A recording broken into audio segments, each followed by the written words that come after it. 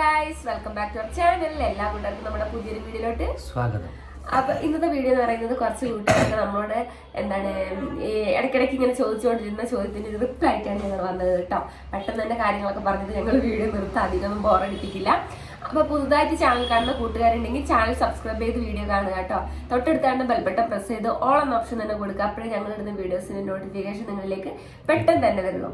അപ്പൊ ഇന്നത്തെ വീഡിയോ എന്താ കേട്ടോ, നമ്മൾ Q&A ചെയ്തിട്ടുണ്ടായിരുന്നു. അതല്ലാണ്ട് അതിന് പുറമെ നമ്മളെ ഇൻസ്റ്റാഗ്രാമിലാണെങ്കിലും അതുപോലെ കമന്റ്സിലാണെങ്കിലും ഒക്കെ നമ്മോട് ചോദിക്കുന്ന ചോദ്യമാണ്, ചേച്ചി പ്രസവം നിർത്തിയോ, അതുപോലെ ഇനി ഗേൾ ബേബി വേണ്ടേ, കാരണം ഞങ്ങൾക്ക് 2 ബോയ് ബേബിയാണ്, അപ്പൊ ഇനി ഗേൾ ബേബി വേണ്ടേ, പ്രസവം നിർത്തിയോ, അങ്ങനെയുള്ള കുറച്ച് ചോദ്യങ്ങൾ സർജറിക്ക് ശേഷം കുറെ ചോദ്യങ്ങൾ വന്നിട്ടുണ്ട്. അതായത് ഹെർണിയ സർജറിക്ക് ശേഷം കുറെ ചോദ്യങ്ങൾ വന്നിട്ടുണ്ട്. ഇത്തരം ചോദ്യങ്ങൾ, പ്രസവം നിർത്തിയോ, ഇനി ഡെലിവറി സാധ്യമാവുമോ, അങ്ങനത്തെ കുറെ ക്വസ്റ്റ്യൻസ് വന്നിട്ടുണ്ട്. അപ്പൊ അതിനെക്കുറിച്ച് പറയാനാണ് ഞങ്ങൾ വന്നിട്ടുള്ളത്. അപ്പൊ നമ്മൾ ഡോക്ടറെ കണ്ടപ്പോഴുള്ള കാര്യങ്ങൾ ആദ്യം പറയാം. ഡോക്ടറെ കണ്ട് ഇപ്പൊ ഡോക്ടർ എന്താ പറഞ്ഞതെന്നുള്ള കാര്യങ്ങൾ ആദ്യം പറയും. ഡോക്ടർ ആദ്യം നമ്മളോട് ചോദിച്ചത് ബേബി പ്ലാനിങ് ഉണ്ടോന്നാണ്. അപ്പോൾ നമ്മളന്ന് സത്യത്തില് പിന്നെ അതിനെപ്പറ്റി ഒരു അണ്ടർസ്റ്റാൻഡിങ്ങിലല്ലേ ഞങ്ങളന്ന് പെട്ടെന്ന് ഡോക്ടർ ചോദിച്ചതാ. അപ്പൊ ഞങ്ങളും പെട്ടെന്ന് ആയപ്പോഴെ വണ്ടറടിച്ച് എന്താ പറയാന്ന്. ഡോക്ടർ ചോദിച്ചു ബേബി പ്ലാനിങ് ഉണ്ടോ ചോദിച്ചു. അപ്പൊ ഞാന് ഇല്ലാന്ന് പറഞ്ഞു. കാരണം ഫുൾ ടെൻഷൻ, സർജറി, പെട്ടെന്ന് ഒരു സർജറി പറഞ്ഞു, എല്ലാം കൂടെ ഒരു പേടിയായിരുന്നു ഞങ്ങൾക്ക്. അപ്പൊ പെട്ടെന്ന് ഡോക്ടർ വന്ന പാടും ഞങ്ങൾ 2-3 ഡോക്ടറെ കാണിച്ചു. അപ്പൊ 2-3 ഡോക്ടറും ഇതാ ആദ്യം ചോദിച്ചേ, ബേബി പ്ലാനിങ് കഴിഞ്ഞില്ലേ, ബേബി പ്ലാനിങ് ഉണ്ടോ, അങ്ങനത്തെ ചോദ്യങ്ങളായിരുന്നു ചോദിച്ചുകൊണ്ടിരുന്നത്. അപ്പൊ ഞങ്ങൾ ഉള്ളിൽ കരുതിയ ഒരു കാര്യം എന്ന് പറഞ്ഞിട്ടുണ്ടെങ്കിൽ ഇനി ഞങ്ങൾക്ക് പറ്റൂല എന്നുള്ളതാണ് ഞങ്ങളുടെ ഉള്ളില്. സത്യം പറഞ്ഞിട്ടുണ്ടെങ്കിൽ ഈ ഡോക്ടർമാരെ ചോദിക്കണമെങ്കിൽ നമുക്ക് ഇനി പറ്റൂല എന്നുള്ളൊരു ഇതാണ്. അപ്പൊ പിന്നെ നമ്മൾ ലാസ്റ്റ് സർജറി ചെയ്ത ഡോക്ടറെ കാണിച്ചപ്പോൾ ഡോക്ടറോട് നമ്മൾ പറഞ്ഞു ഇല്ല എന്ന് പറഞ്ഞു. ബാക്കി 2 ഡോക്ടർമാരോട് നമ്മൾ പറഞ്ഞു ഒന്നും തീരുമാനിച്ചിട്ടില്ല എന്നാണ് ഞങ്ങൾ പറഞ്ഞത്. പക്ഷെ 3ാമത് കാണിച്ച ഡോക്ടറോട് ഞങ്ങൾ പറഞ്ഞു ഇല്ലാന്ന് പറഞ്ഞു. അപ്പൊ ഞങ്ങൾ അതിനെ കുറിച്ചൊന്നും ചോദിച്ചില്ല. പിന്നെ ഇല്ലാന്നങ്ങ് പറഞ്ഞു. അപ്പൊ കുഞ്ഞിനിപ്പോ എത്ര മക്കളുണ്ട്, കുഞ്ഞിനിപ്പോ എത്രയായി, അങ്ങനത്തെ കാര്യങ്ങളൊക്കെ ചോദിച്ചു. അപ്പൊ പറഞ്ഞു ചെറിയവന് അപ്പൊ 2 വയസ്സാവുന്നേ ഉള്ളൂ, മൂത്തവനുണ്ട് എന്നൊക്കെ പറഞ്ഞു. അപ്പൊ ഓക്കെ, സർജറി ചെയ്യാന്നുള്ള ഇതിലായിരുന്നു പറഞ്ഞത്. പിന്നെ അതിനുശേഷം ആണ് നമ്മൾ ചോദിച്ചത് ഡോക്ടർ. പിന്നെ നമ്മൾ വിംസിൽ പോയി ഡോക്ടറെ കണ്ടപ്പോൾ ഡോക്ടറോട് ചോദിച്ചു, സാറേ ഇങ്ങനെ പ്ലാനിങ് ഉണ്ടെങ്കിൽ ഇനി എങ്ങനെയാണ് അതിന്റെ കണ്ടീഷൻ എന്ന് ചോദിച്ചപ്പോൾ ഡോക്ടർ പറഞ്ഞു കുഴപ്പമൊന്നുമില്ല. എത്രയോ ശതമാനം പറഞ്ഞു, ഓർക്കുന്നില്ല എത്രയോ ശതമാനം നമുക്ക് കുഴപ്പമില്ല. പിന്നെ നമുക്ക് നോർമൽ ഡെലിവറി ആകുമ്പോൾ വലിയ കുഴപ്പമില്ല എന്ന് പറഞ്ഞതാ എനിക്ക് തോന്നുന്നത്. സർജറി ഒന്നാമത് ഹെർണിയന്റെ സർജറി നമ്മൾ ഈ അബ്ഡോമന്റെ ഈ ഒരു ഭാഗമല്ലേ, അവിടെ ഒരു മെഷ് വെച്ചിട്ടുള്ള ഒരു സർജറിയാണ്. അപ്പോൾ ഡോക്ടർ പറഞ്ഞ ഒരു എത്ര പെർസെന്റേജ് കുഴപ്പമില്ല, നോർമൽ ഡെലിവറി ആണ് വലിയ കുഴപ്പമൊന്നുമില്ല, പക്ഷെ സിസേറിയൻ ആവുമ്പോൾ ചെറിയൊരു പ്രശ്നമുണ്ടെന്ന് ഡോക്ടർ പറഞ്ഞു. ഒരു സൂചിപ്പിക്കുന്ന പോലെ ഒരു 50-50 പോലെ സംസാരിച്ചു. നമ്മൾ പിന്നെ അതിനെ കുറിച്ച് കൂടുതൽ ചോദിച്ചില്ല.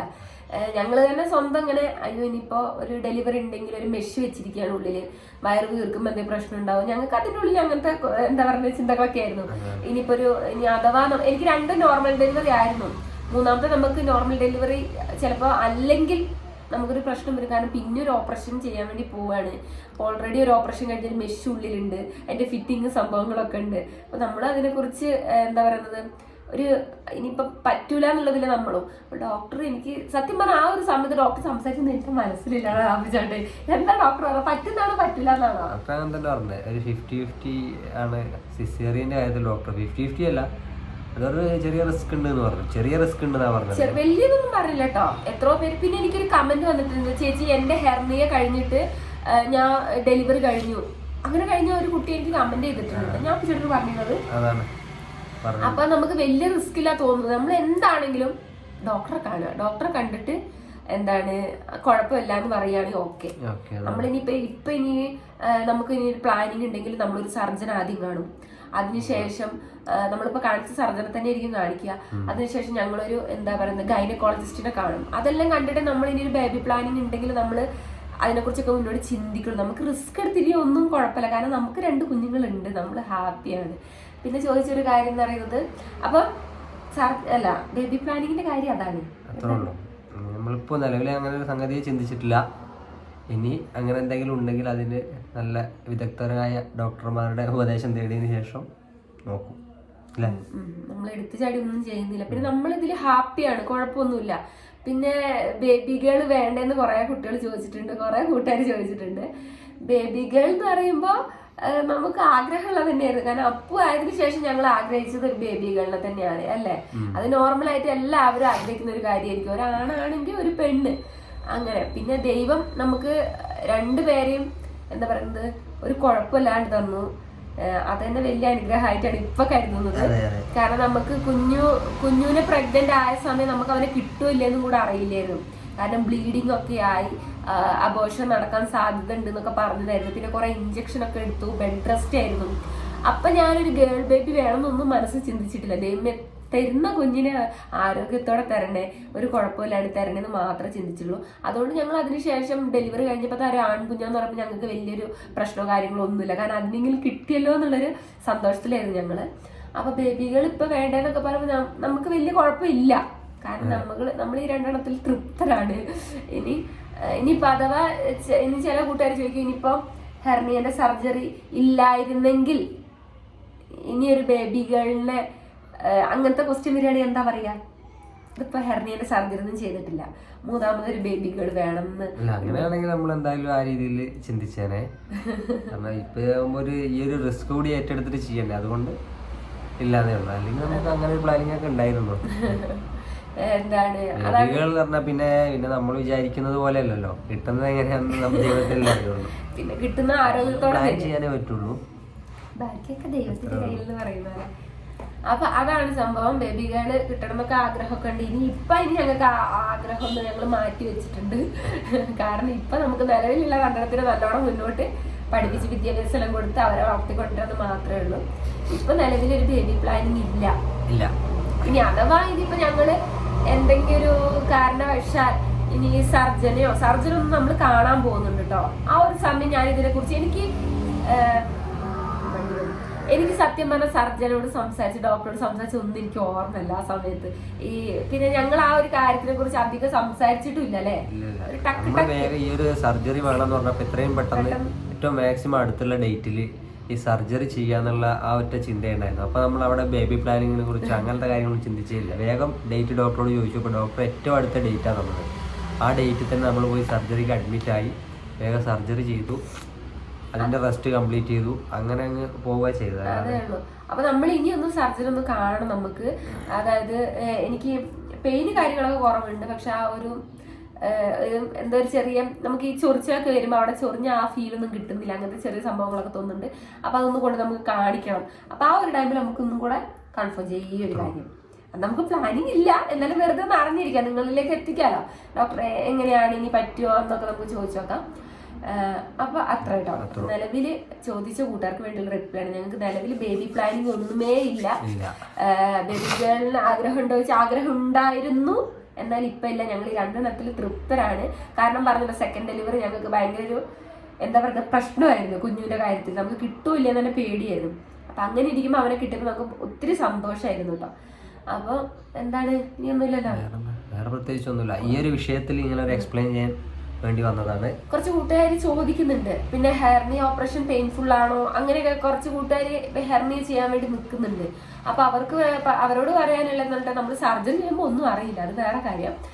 നമുക്ക് എന്താ പറയുന്നത് സഡേഷൻ, അതുപോലെ തന്നെ എന്താ പറയുന്നത് പിന്നെ ഇഞ്ചക്ഷൻ ഉണ്ടല്ലോ, എന്താണ് അല്ല നമ്മളൊന്നും അറിയാനിരിക്കാനുള്ള അനസ്തേഷ്യ ഒക്കെ വെക്കുമ്പോ നമ്മളൊന്നും അറിയില്ലല്ലോ സത്യം പറഞ്ഞിട്ടുണ്ടെങ്കിൽ. അപ്പൊ അതിനുശേഷം റെസ്റ്റ് വേണം, പ്രോപ്പറായിട്ട് റെസ്റ്റ് വേണം. അതാണ് മെയിൻ. നമ്മൾ ശരീരം ഇളകുന്നതോറും നമുക്ക് പെയിൻ കൂടും. കാരണം ഒരു സംഭവം നമ്മുടെ ശരീരത്തോട് ഫിറ്റ് ചെയ്ത് വെച്ചിരിക്കുകയാണ്. അപ്പം അതിനുശേഷം വേദന ഉണ്ടാവും, ചെറിയ തരത്തിൽ വേദന ഉണ്ടാവും. ക്രമേണ അത് കുറഞ്ഞു വരികയുള്ളൂ. അങ്ങനെ അല്ലാണ്ട് പേടിക്കേണ്ട ആവശ്യമില്ല. ഒരു കുഞ്ഞ് സർജറിയാണ്, വലിയ രീതിയിൽ മുറിവും കാര്യങ്ങളൊന്നും നിങ്ങൾ പ്രതീക്ഷിക്കേണ്ട. പിന്നെ ഞാനെന്ന് പറഞ്ഞാൽ ഓപ്പൺ സർജറി ആയിരുന്നു. കീഹോളാകുമ്പോൾ അത്രയും കൂടെ മുറിവുണ്ടാവില്ല അല്ലെ, കുറവായിരിക്കും. അതൊക്കെയുള്ള വലിയ പേടിക്കാനൊന്നുമില്ല. നിങ്ങൾ എന്ത് ചെയ്യുമ്പോഴും ഒരു ഡോക്ടറെ കണ്ടിട്ട് അവരുടെ നിർദ്ദേശപ്രകാരം മാത്രം ചെയ്യാം. നമ്മൾ കുറെ ഈ യൂട്യൂബിലും കുറെ പേരുടെ അനുഭവം ഒന്നും നോക്കിയിട്ട് നമ്മൾ പോയിട്ട് ഒന്നിലും പോയി എടുത്തു ചാടരുത്. ഒരു ഡോക്ടറെ കണ്ടിട്ട് കറക്റ്റായി അവർ പറയുന്ന കാര്യത്തിൽ. കാരണം ഓരോരുത്തർക്കും വരുന്ന ഓരോ രീതിയിലായിരിക്കും, അത് നമുക്ക് പറയാൻ പറ്റില്ല. അവരവർക്കുള്ള അനുഭവമായിരിക്കും പറയാം. അതിൽ നിന്ന് വ്യത്യസ്തമായിരിക്കും നിങ്ങളത് ചിലപ്പോൾ. അപ്പൊ ഡോക്ടറെ കണ്ടിട്ട് മാത്രം നമ്മൾ അങ്ങനത്തെ കാര്യങ്ങളൊക്കെ ചിന്തിക്കാൻ പാടില്ല. ഇപ്പൊ ഞാൻ ചിലപ്പം പറയാ എന്റെ ഹെർണിയ കഴിഞ്ഞ് എനിക്കിനി ബേബി പ്ലാനിങ് കുഴപ്പമൊന്നുമില്ല, ഡോക്ടർ അങ്ങനെ പറഞ്ഞു പറഞ്ഞിട്ട് നിങ്ങൾ ചിലപ്പോൾ ഹെർണിയ ഓപ്പറേഷൻ കഴിഞ്ഞവര് നിങ്ങളെന്താവും ബേബി പ്ലാനിങ്ങിന് തയ്യാറാവും, ചിലപ്പോൾ നിങ്ങൾക്ക് പ്രശ്നമായിരിക്കും. അതാ പറഞ്ഞത്, ഒരു ഡോക്ടറെ കണ്ടതിന് ശേഷം മാത്രം കാര്യങ്ങൾ തീരുമാനിക്കുക. പിന്നെ വേറെന്താ, വേറെ പ്രത്യേകിച്ചൊന്നുമില്ലല്ലോ. ഇല്ല. അപ്പച്ചേടെ കുഴപ്പമൊന്നുമില്ലല്ലോ, ഗേൾ ബേബി ഇല്ല, ഇനി എനിക്കൊരു കുഴപ്പമില്ല. ഞങ്ങൾക്ക് ഈ സർജറി എങ്ങനെയൊന്നും കഴിഞ്ഞ് കിട്ടിയതുണ്ടായിരുന്നു കേട്ടോ. അതാണ് ഡോക്ടർ പെട്ടെന്ന് ബേബി പ്ലാനിങ് ഇല്ലല്ലോ, ഇല്ലാന്ന് ഏട്ടനാ പറഞ്ഞേ, ഇല്ലാന്ന് പറഞ്ഞേ. ഞങ്ങൾക്ക് ഇതെങ്ങനെയും കഴിഞ്ഞ് നോക്കി ആവണമെന്നുണ്ടാണ്. അപ്പൊ ഇത്രയുള്ളൂ. ഞങ്ങളെ പൊന്നുമക്കള് ഞങ്ങൾക്ക് ആരോഗ്യത്തോടെയാണ് രണ്ടെണ്ണത്തിനും കിട്ടിയത്. അപ്പൊ അതിൽ ഞങ്ങൾ ഒരുപാട് സന്തോഷപ്പെടുന്നുണ്ട്. നിങ്ങളാണെങ്കിൽ അങ്ങനെ സന്തോഷപ്പെടും. ഇപ്പൊ 2 ആമക്കളും 3 ആമക്കളും 4 ആമക്കളും ഒക്കെ ഉള്ളവരുണ്ടാവും. അവരൊക്കെ സന്തോഷപ്പെടുക, കാരണം നമുക്ക് ദൈവം ആരോഗ്യത്തോടെ തരുന്നുണ്ടല്ലോ എന്ന് മാത്രം.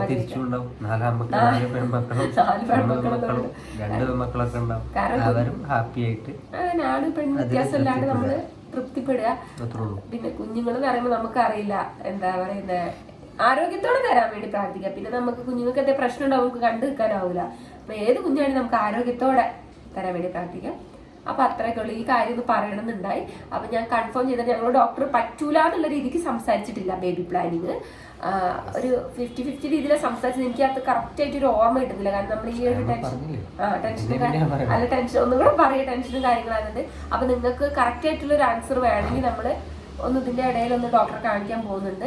അപ്പൊ നമ്മൾ അതിനെ കുറിച്ച് ചോദിച്ചിട്ട് കറക്റ്റ് ആയിട്ടുള്ള ഒരു കാര്യം പറഞ്ഞു തരാം കേട്ടോ. അപ്പൊ അത്രയേ ഉള്ളൂ. കുറെ കാര്യങ്ങളൊക്കെ നിങ്ങൾക്ക് മനസ്സിലായി വിചാരിക്കുന്നു.